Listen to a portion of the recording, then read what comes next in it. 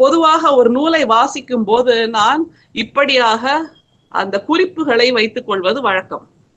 இந்த வெங்காய மனிதர்கள் புத்தகத்தையும் வாசிக்கும் போது எனக்கு பிடித்த வரிகளை அடிக்கோடிட்டுக் கொள்வேன். எனக்கு பிடித்த இடங்களில் நான் கூடுதலாக எழுதி வைத்துக் கொள்வேன். வேறு நிறத்தில் அந்த இடத்தை எல்லாம் குறித்து வைத்துக் கொள்வேன்.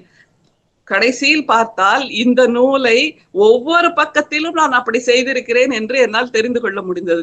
முடித்து விட்டு திருப்பி பார்த்தால் எல்லா பக்கத்திலும் அடிக்கோடிட்டு இருக்கிறேன், எல்லா பக்கத்திலும் வேறு வர்ணத்தை பூசி இருக்கிறேன், எல்லா பக்கத்திலும் ஏதோ ஒரு குறிப்பை எழுதியிருக்கிறேன் என்கின்ற அளவில் நம்முடைய தம்பி இந்த நூலை மிகச் சிறப்பானதாக உருவாக்கி இருக்கிறார். என்னுடைய அம்மாவும் என்னுடைய அப்பாவும் பக்கத்தில் உட்கார்த்தி வைத்து சொல்லுகின்ற கதைகளை போல் அமைந்திருக்கிறது.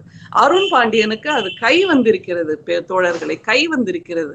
அவர் ஒவ்வொரு கதையும் சொல்லும் போது பக்கத்துல உட்கார்ந்து உள்ளங்கையை பிடிச்சிட்டு, வா நான் உனக்கு ஒரு கதை சொல்றேன் கேள, இப்படி இருக்குது இந்த கதை, இதுல இவங்க வராங்க, இவர் இப்படி பண்றாரு, அதுக்கு எதிர்வினையா இது நடக்குது தெரியுமா உனக்கு, இதுக்கு நான் என்ன தீர்வு சொல்ல போறேன் தெரியுமா, அப்படியான சில பல அவர் தன்னுடைய முன்னுரையிலேயே சொல்கிறார், சில தேடல்களையும் கேள்விகளையும் உங்களுக்குள் இது உருவாக்கும் என்று நம்புகிறேன் என்கிறார்.